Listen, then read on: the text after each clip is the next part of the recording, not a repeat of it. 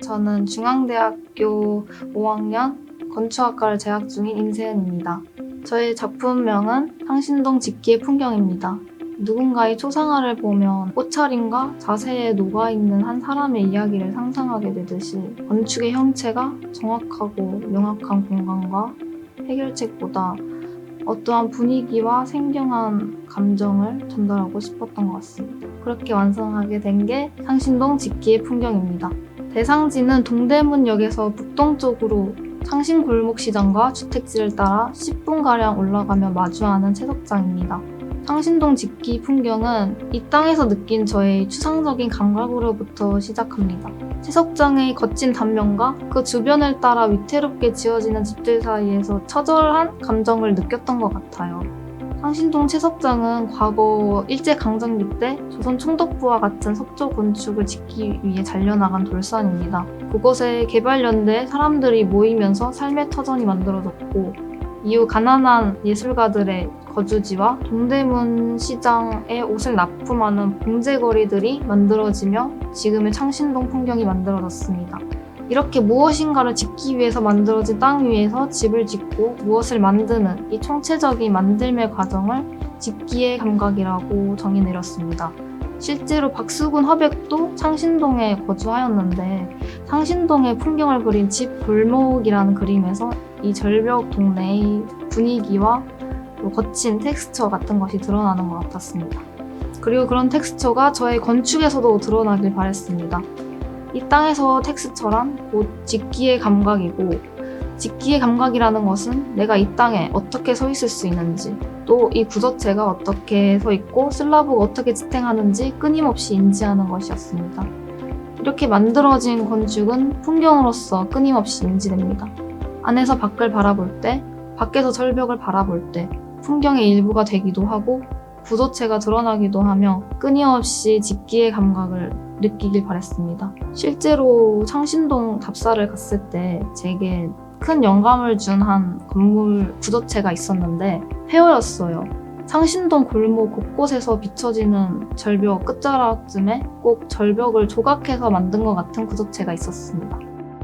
이곳에 20년도 더 된 폐허를 짓는 도중 돌이 너무 많이 나와서 공사를 멈췄지만 이 폐허를 발판 삼아 감고 올라가는 식물들과 깊은 그림자 그런 것들이 이 폐허를 절벽의 일부로 만드는 것 같았습니다. 아주 오래전부터 있었던 것 같은 그런 유적지 같았어요. 제 건물에서 느꼈으면 하는 것들도 비슷한 것들입니다. 곱고 기울어진 기둥과 그것들을 관통하는 슬라브가 만들어내는 깊은 그림자 오래전부터 이 자리에 있었던 것 같은 그런 감각을 만들어내고 싶었습니다.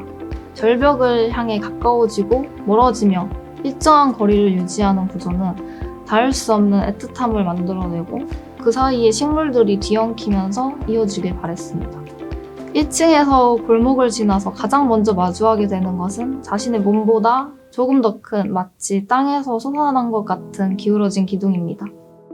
나란히 나열된 다른 굵기들의 기둥을 통해 원시적인 형상을 떠올릴 수 있었으면 했고 다른 한쪽의 슬라브가 절벽의 덩어리에 올려지는 모습을 통해 고인돌과 같은 느낌을 받았으면 했습니다. 페이빙의 경우 자연스러운 형태의 콘크리트단이 외부 공간을 만들고 내부 공간은 오히려 땅의 레벨과 같은 레벨로 땅이 연속되었으면 했어요. 콘크리트 단은 위에 슬라브 경계를 드나들며 절벽과 비슷하지만 다른 질감을 생각했습니다. 하지만 무엇보다도 사람들이 어디에서 머무르고 어디로 이동하면 좋을지 생각하면서 전반적인 페이빙을 생각했던 것 같습니다.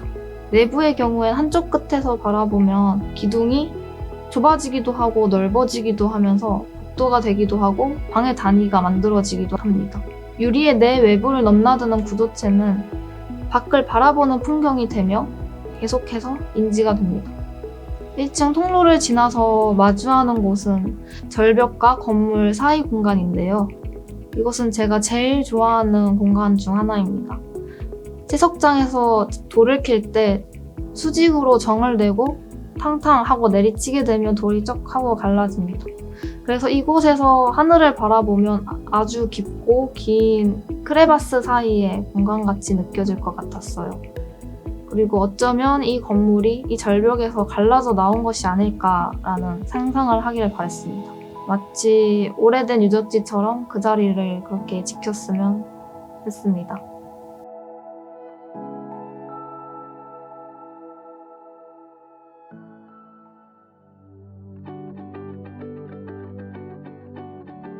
네, 안녕하세요. 저희는 명지대학교 건축학부 공간디자인 전공 5학년에 재학 중인 김호연, 예유림입니다. 저희 작품 제목은 소래습지, 모방과 자생을 담은 호텔입니다. 저희가 습지에서 느꼈던 그런 장소적 경험을 건축으로 끌고 오고자 했고요. 저희가 습지를 갔을 때 가장 강하다고 느꼈던 습지의 물성을 주 초점으로 해서 공간으로 확장하고자 하는 방향성으로 프로젝트를 진행하였습니다. 습지에 호텔을 하게 된 이유를 말씀드리자면 코로나 이후 국내 관광객의 수요가 증가하였습니다. 이들의 관광 목적을 살펴보면 자연풍경 감상이 위주로 높게 나타났는데 숙박시설 중에서는 호텔 산업의 수요가 가장 높게 나타났습니다. 주요 지역 이외의 호텔들을 살펴보면 관광 및 비즈니스 인프라가 잘 구축되지 않다는 것을 볼 수 있었어요. 그로 인해서 호텔이 지역에 제대로 자리 잡고 있지 못하고 있었고요. 지역에 제대로 자리 잡기 위해서는 그 해당 지역과 밀접하게 연결될 필요성이 있다고 느꼈습니다. 사이트는 소래습지입니다. 저희가 이곳을 방문하였을 때 가장 크게 느꼈던 것은 땅의 텍스처인데요. 걸을 때마다 바사삭 거리는 소리가 촉감으로 같이 다가왔어요. 이것은 갯골을 통해서 바닷물이 들어오고 나가며 물이 증발되어 남겨진 소금 결정이었는데요. 이 소금 결정은 습지에 전반적으로 퍼져 있었는데 이 퍼짐의 정도는 바닷물이 어디로 흘러 들어와서 얼마큼 들어오는지에 따라서 변화하였습니다. 처럼 고정되지 않고 계속해서 움직이며 흔들리는 습지의 소금 결정을 저희는 습지에서의 자생성이라고 보았습니다. 저희는 저희가 습지에서 느꼈던 이러한 경험들을 건축에서 실제 사람들이 느낄 수 있도록 제시하고자 하였고요. 오브제 같은 독단적인 건축물은 사라지고 대지의 어떤 성격을 담은 물질이 들어와서 공간으로 확장시키고자 하였습니다. 그러기 위해서 저희는 물질 스터디를 진행을 했는데요. 실제 습지의 땅을 석고로 캐스팅하고 이것을 레진, 콘크리트화, 그래픽화하는 과정을 통해서 스터디를 진행을 하였고 이것을 단순히 물질에서만 머무는 것이 아니라 공간으로 확장시키고자 하였습니다. 저희의 메스는 크게 메인동과 숙박동으로 나누어져 있고 그 가운데 조경 공간이 자리 잡고 있습니다. 해당 조경 공간에는 습지에 실제 식물들이 들어오면서 또 습지의 그 흔들리는 모습을 저희가 패턴화하여 페이브먼트로 적용하였고요. 그리고 그 중앙에는 워터가든이 배치되어 있습니다. 이 워터가든은 습지의 성격을 실제화한 공간이라고 보시면 되는데 실제 습지처럼 바닷물이 들어왔다가 나가고 그 수분이 증발되면서 소금 결정이 나오는 모습을 경험하실 수 있습니다. 그리고 그 소금 결정이 그래픽화되어 건축의 인면에 배치가 되고요. 그 인면의 그래픽이 다시 표질화되어 건축의 내벽에 배치되게 됩니다. 그리고 건축 내부의 중정 공간을 통해서 실제 자연이 다시 한번 들어오게 됩니다. 이처럼 실제 자연과 저희가 모방한 자연이 계속해서 교차되면서 자연적 경험을 강조시키는 그런 역할을 하고 있습니다.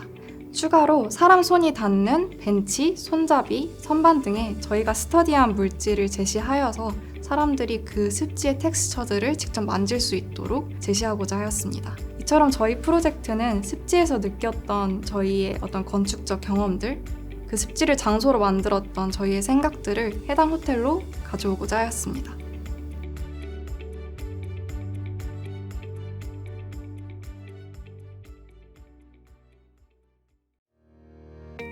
네, 안녕하세요. 저는 한국예술종합학교 재학 중인 김서진입니다. 저의 이번 프로젝트 제목은 레인 페스티벌이고 식물과 빗물을 이용해서 개인의 일상에 새로운 감각을 부여하면서도 지역사회에서 소외된 계층들에게 식물을 돌보는 것을 통한 새로운 공동체의 형태를 제안하는 것이기도 하면서 나아가서 이상기후로 나타나는 불균등을 해소할 수 있는 건축적 제안을 하고자 하는 프로젝트입니다.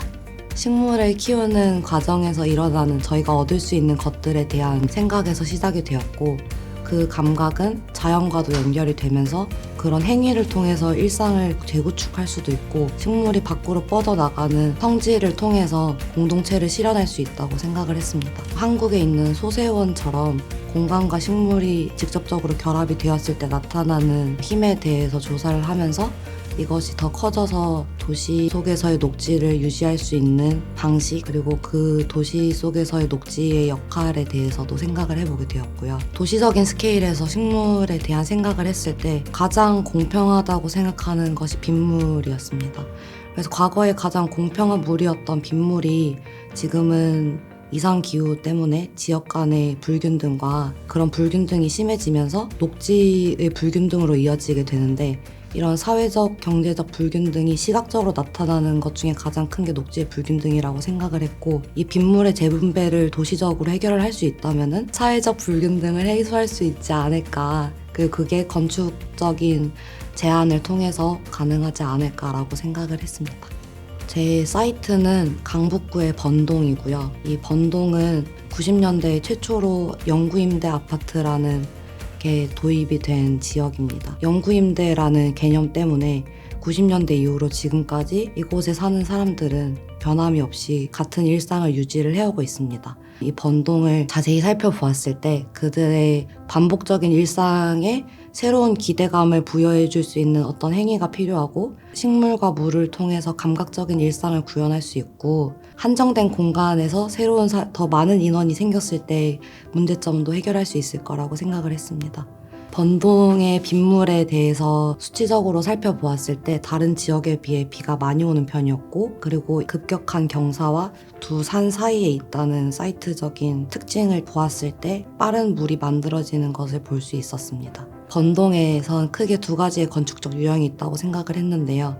그 중에 첫 번째가 아파트고 두 번째는 다세대 주택이었습니다.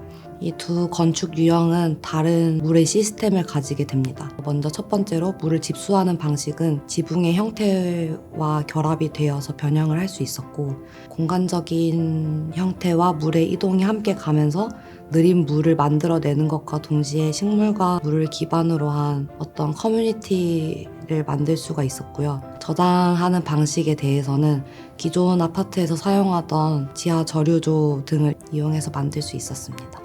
건축적인 요소가 빗물에 대응하기 위해서 어떻게 변화할지에 대한 고민을 많이 했었고요. 공간적인 구축을 위해서 저는 레노베이션을 택했는데요. 지금 사는 사람들이 계속 자신의 일상을 유지할 수 있으면서도 환경적인 조건이 조금 더 나아질 수 있는 방향을 위해서 레노베이션을 선택했습니다.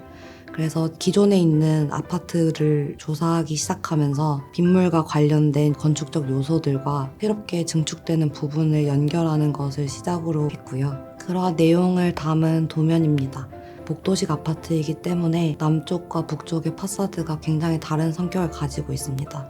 저는 이 두 파사드 양쪽으로 중축되는 것을 생각을 했고, 그거는 기존 건축물의 형태에 따라서 그 성격을 분리를 하였습니다. 남쪽 파사드의 경우는 각 주거 유닛이 붙는 쪽이기 때문에 개인이 식물과 물에 어떻게 대응할 수 있는지 일상에 대한 이야기를 주로 다루었고요. 북쪽의 경우는 복도와 연결이 되면서 주거 공간에서 나왔을 때 사람들을 어떻게 만나고 식물을 키우고 물의 흐름이 연속되는지를 중점으로 도면을 구상하였습니다.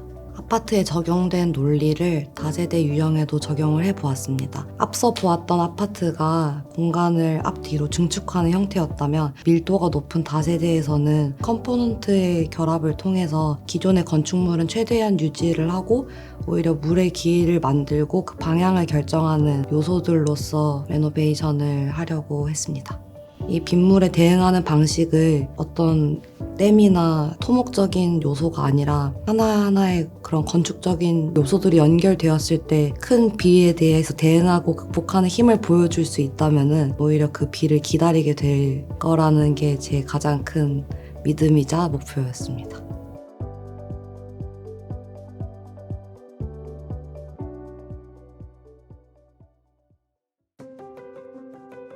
안녕하세요. 저는 서울시립대학교에 재학 중인 박상민이라고 합니다. 저의 작품의 이름은 부여하는 질서의 남대문 시장입니다. 프로젝트는 남대문 시장 내부에 있는 남대문 상가의 기존 상가 상부의 물류 창고를 더하는 프로젝트였습니다. 남대문 상가를 리노베이션 및 신축하는 프로젝트였고요. 시장과 물류창고라는 상이한 프로그램을 어떻게 하면 조화롭게 유지할 수 있는가에 대한 고민이 많이 반영된 작품이었고, 나아가서 건축가가 제안할 수 있는 물리적 장치들, 예를 들어 슬라브와 벽 그리고 난간과 같은 사소한 요소들이 조합되었을 때 사용자들과 프로그램에 어떻게 긴밀하게 관여할 수 있는가에 대해 깊이 고민한 작품이었습니다. 사이트는 남대문 시장이고요. 정확히는 남대문 시장 내부에 있는 남대문 상가이고요. 남대문 상가 같은 경우는 근대화 계획으로 인해서 만들어진 건물인데요. 당시에 엄청나게 증가한 남대문 시장의 수요를 맞추기 위해서 생성된 근대 건물이고, 그것이 밀도 중심의 논리로 이루어진 공간이었습니다. 제가 주목한 점은 남대문 시장 그리고 남대문 상가에서 일어났던 여러 가지 사건과 그에 따른 남대문 시장의 변화인데요. 과거에 서울 외곽에 위치해 있었으나 서울의 확장 그리고 그 이후에 두 번의 화재, 남대문 시장의 여러 가지 수익성의 변화에 따라서 그 프로그램이 농수산물 시장, 제조업, 나아가서 도매상가 그리고 소매상가까지 다양한 프로그램으로 변화가 진행되었습니다. 현재 남대문 시장은 코로나 팬데믹 이후에 온라인 커머셜 배송 활동이 활발해짐에 따라서 수익성이 많이 감소하였고, 크게는 남대문 시장 전체의 상가의 절반 이상이 감소하는 여러 가지 사회적 변화로 이루어졌습니다. 제가 주목했던 점은 이것이 남대문 시장의 위기가 아니라 다시 한번 변화의 순간이 왔음을 해석한 것인데요. 그렇다면 남대문 시장이 앞으로 어떻게 변화할 수 있을까에 대해서 고민하는 것이 저희 프로젝트의 시작이었습니다. 그리고 그것이 물류창고라는 대안으로 이어졌고요. 프로젝트의 리노베이션 및 신축 과정은 다음과 같습니다. 일부 파사드를 철거하고 마지막 동인 C동을 철거한 이후에 신축을 진행하는 것인데요. 신축된 공간에 대응하는 파사드와 지붕을 서로 상이하게 대응함으로써 이제 프로그램 사이의 관계성이 외부로도 드러나게 되는 디자인 프로세스였습니다. 이것은 동선 다이어그램인데요. 붉은색과 회색의 관계에 따라서 외부의 시장을 이용하는 사용자의 동선, 그리고 물류 처리가 이루어지는 동선의 구분을 통해서 시장과 물류 창고가 결합되어 있지만 그 기능이 문제없이 작동하는 기능에 충실한 디자인을 계획하고자 하였습니다. 이것은 횡단면도입니다. 주목해야 될 부분은 C동의 신축 부분인데요. 신축 매스는 하부가 비어짐으로 인해서 물류창고를 위한 드랍존이 들어오고, 이것은 기존 좁은 남대문 시장의 컨텍스트를 저해하지 않는 방식으로 공간이 들어와 기능을 온전히 수행하도록 계획되었습니다. 반면 내부로 보시면은 캔틸레버된 슬라브를 통해서 하나의 거대한 그랜드 스테어가 만들어져 내부의 사용자들이 이용할 수 있는 공간이 만들어지는데요. 이러한 슬라브 하나의 개입을 통해서 서로 상이한 프로그램이 작동할 수 있는 것이 저의 계획의 일부였습니다. 이제 기존 메스의 사이를 이용한 출입구와 북측에 위치한 하나의 거대한 출입구를 통해서 시장 이용자들이 이동하였을 때 마지막으로 그랜드 스테어에 도달하면서 기존 남대문 시장에는 없었던 휴식의 공간을 만들고자 하는 것이 디자인의 의도였습니다. 남측에 위치한 인면도입니다.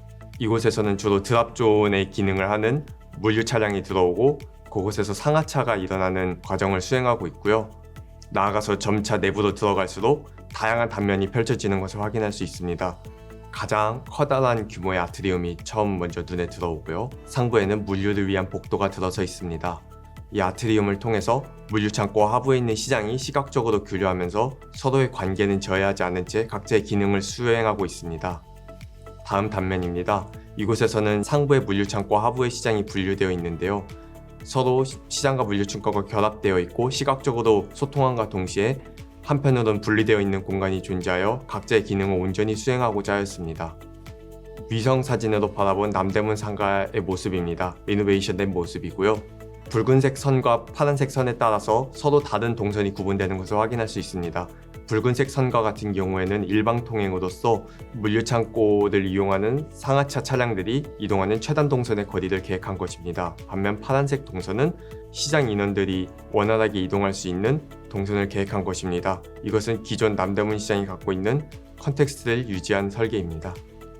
1층 평면도입니다. 양측 그리고 북측에 있는 출입구를 통해서 들어온 시장의 이용자는 아트리움을 통해 환대받는 공간으로 입장하게 됩니다. 이곳은 시장인과 동시에 상부 물류창고의 물류 과정을 지켜볼 수 있는 공간이 되어 있습니다. 이곳을 통해서 시장과 물류창고를 이용하는 사람들은 서로 상이한 기능을 수행하지만 동시에 시각적 교류를 통해 한 공간에 있다는 감각을 만들게 합니다. 서측과 동측의 파사드입니다. 하부에서는 기존 시장의 컨텍스트를 유지한 길가로 열려있는 상가를 유지함으로써 길가에서도 사람들이 남대문 상가를 이용할 수 있는 환경을 조성하였고요. 반면 상부에는 물류창고와 물류창고에 대응하는 오피스, 물류처리 시설에 따라서 각기 다른 파사드의 형태를 유지하고 있습니다. 물류를 보관하는 물류 저장 창고의 경우는 서측 파사드에 해당하는데요. 이곳은 거대한 콘크리트 파사드를 통해 기존의 상부로 숨겨두었던 창고를 의도적으로 외부로 드러낸다는 점에서 물질적 속성이 강한 콘크리트 파사드를 진행하게 되었습니다. 반면 동쪽 파사드와 같은 경우에는 오피스 그리고 물류처리 시설과 같은 사람들이 이용하는 공간이 추가되었기에 그곳에 빛이 잘 들게 하기 위한 익스펜디드 메탈을 제안했고요. 하나의 조형으로 보이게끔 캔틸레버된 형상을 통해서 서로 다른 물성을 가지고 있지만 그것이 하나의 조형으로 보이게끔 계획하였습니다. 남측 인면이고요. 이곳에서는 물류처리 시설 그리고 물류 저장 창고 같은 상이한 재료들이 다 같이 모이는 공간이기도 합니다. 이곳에서는 캔틸레버된 형상이 부각되어서 시장 외부에서 바라보았을 때 하나의 거대한 부여하는 형상을 띠고 있습니다. 이것이 부여하는 질서의 남대문 시장이라는 이름을 가지게 된 연유이기도 합니다. 2층 평면도입니다. 이곳은 물류 창고의 기능을 주로 담당하고 있는데요. 입고부터 출고까지의 일련의 과정을 복도를 중심으로 하여 좌측에는 저장 창고 그리고 우측에는 그 이외의 물류 처리 시설이 작동하여 복도를 중심으로 서로 다른 프로그램의 기능들이 적절하게 수행되도록 계획되어 있습니다. 그리고 그 복도의 공간은 하나의 거대한 벽과 여러가지 수평적 부재들로 인하여 상이한 오피스 그리고 물류처리 시설, 물류창고 등 서로 조화롭게 유지될 수 있도록 계획하였습니다. 3층 평면도입니다. 3층 경우는 물류창고를 운영하는 각 개인들의 오피스가 배치되어 있으며 이 오피스에서는 메자닌으로 연결되어 물류 저장 창고를 내다보고 그곳을 유지 관리할 수 있는 시설들이 계획되어 있습니다. 자, 프로젝트를 진행하면서 가장 깊게 고민했던 것 중에 하나는 CAD상에서 쉽게 긋는 선, 바닥, 그리고 벽과 같은 존재들이 실제로 지어졌을 때 얼마나 큰 영향력을 가지느냐에 대한 고민이었습니다. 이 부여하는 질서의 남대문 시장과 같은 경우에도 물류창고와 시장이라는 서로 어찌 보면은 과격할 수 있는 관계임에도 불구하고 그것이 단절된 채 서로 존재하는 것이 아니라 그 관계성을 해소하는 데 중심이 맞춰져 있다고 생각합니다. 그리고 그것을 무책임한 방식이 아니라 각자의 존재가 저해받지 않은가 동시에 서로의 관계성을 긴밀히 할 수 있는 방법에 대해서 깊게 고민한 것 같습니다. 그리고 그러한 방식이 다이어그램과 같은 어떤 근대적 장치가 아니라 도면, 모형과 투시도를 통해서 건축의 기본적인 표현을 통하여 저의 계획이 온전히 전달될 수 있도록 하는 것이 저의 프로젝트의 최종 목표였다고 할 수 있습니다.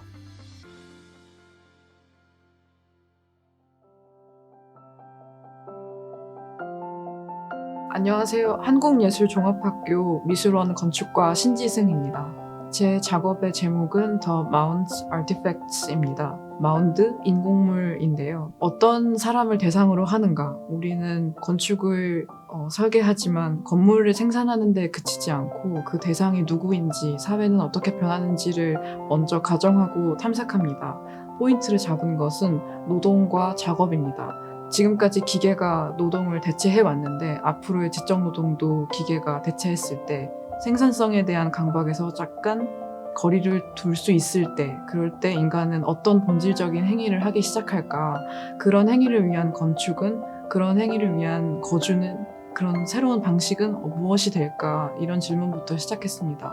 제가 생각한 대상은 무용계급이고요. 노동과 사회에 영향력이 없지만 분명히 존재하는 다수의 인간들일 것이고, 그 사람들은 본인의 생각을 실체화하는 물질적인 작업하기부터 아무것도 하지 않고 명상하는 활동적인 삶부터 관조적인 삶까지의 어떤 스펙트럼을 상정하고 주거와 완전히 밀접하게 관련이 있는 그런 삶을 위한 공간을 설계하고자 했습니다. 대상들은 다수의 생산하지 않아도 되는, 그러나 본인의 본질적인 삶을 위한 의지가 있는 사람들이 이곳에 들어오기 시작할 거고요. 그런 삶의 방식과 대상을 저는 학교에서 많이 힌트를 얻었습니다. 학교 작업실이 특히 그런데 작업을 하는 공간이지만 본인의 삶이 지속되는 흔적이 보이기 때문에 여기서 먹고 자고 작업하고 모든 일상이 이루어지는 집과 같은 그런 곳이기 때문에 이곳에서 저는 힌트를 얻었습니다. 설계실과 작업실과 삶의 방식을 스터디를 했었고요. 이 거주의 방식은 어느 사이트에 적절한가, 어느 곳에서 이 작은 도시가 일어날 수 있는가라고 했을 때 물재생센터를 골랐습니다. 제 사이트는 물재생센터입니다. 강을 사이에 두고 마주보고 있는 이 물재생센터는 시대 변화의 크랙과 같습니다. 지하화되고 현대화될 예정이기 때문입니다. 상부에는 거대한 땅이 불연속적으로 생기는 아주 화두가 될 만한 도시적으로 중요한 사이트라고 생각했고, 사회적으로 시대 변화의 크랙에 해당되는 무용 계급이 들어간다면 적절할 것이라고 생각했습니다. 이 사이트의 특징은 다른 물재생센터와는 다르게 강을 사이에 두고 있는, 마주보고 있는 사이트라는 점입니다. 건축에서의 주름을 떠올렸고요. 연속선상에 있으면서 하지만 서로 같은 듯 다르고 엇비슷한 조건이 중요한 포인트였습니다. 현재 한강은 과거에 봉우리가 있고 작은 물줄기가 있었던 과거와는 다르게 지금은 바느질한 것처럼 여기 떼서 저기 붙이고 한 그런 토목의 결과물로서 아주 도시화고의 단절이 아주 심각한 상태입니다. 현재 한강의 모습과 제가 앞으로 그리는 한강의 모습을 비교해서 보여드렸는데요. 과거에 있었던, 지금은 많이 사라진 봉우리들, 마운드들을 집중해서 이야기를 하고 싶었습니다. 그 봉우리들이 이 사이트에서 중요한 소재로 사용되는데 그게 도시적으로도 한강변을 따라서 적용 가능성이 있다고 생각합니다. 기존 사이트의 모델과 거기에 지형적으로 대응하는 스터디를 했었고요. 제안하고자 하는 것은 마운드, 인공물의 개념입니다. 사각형의 건물에서 살다가 좀 떨어진 곳에 산에 잠깐 갔다가 오는, 집에서 편히 쉬다가 일하러 밖으로 나갔다가 다시 밤에 돌아오는 이런 단절적인 이분법적인 삶이 아니라 건물과 지형이 경계가 없고 거주와 작업과 일이 경계가 없는 그런 마운드를 설계하고자 했습니다. 기존 사이트의 시설이 철거될 예정이기 때문에 그 시설을 재사용하고 땅을 파내고 그 땅을 건물 상부에 덮음으로써 구덩이와 마운드가 생기는 과정을 설계하고자 합니다. 전체 주름이 보이는 페이지고요. 제방 상부에는 문지방으로서의 마운드가 들어갑니다. 도시에서 강까지의 경계를 완만하게 연결해 줄 수 있는 마운드가 들어가고, 사이트 안쪽에 샌드박스가 들어갑니다. 지금은 없어진 한강의 백사장이 안쪽에 인공적으로 재현된 상황입니다. 하수 처리장 상부에 건물이 들어갑니다. 이곳은 그 주변에서 거주하는 이 사람들의 결과물들이 출현할 수 있는 그런 곳이고, 특히 마운드의 개념이 잘 실현된 부분입니다. 지하에 시설이 있고 단절된 내부 공간이 있고 그 상부에 다른 하늘을 경험할 수 있게 하는 그런 3가지 층위가 있는 곳입니다. 북쪽 사이트 먼저 보면, 북쪽 사이트는 카펫으로서의 마운드를 먼저 수평으로 깝니다. 수직의 방향으로 건물이 들어갑니다. 벽으로서의 건물들이 들어가고 그 벽은 파편화되어 섬 역할을 하는 식으로 그 카펫 위에 뿌려집니다. 벽으로서의 건물은 경사져 있을 것이고 그 방향이 산의 형태를 만드는 식으로 반복될 것입니다.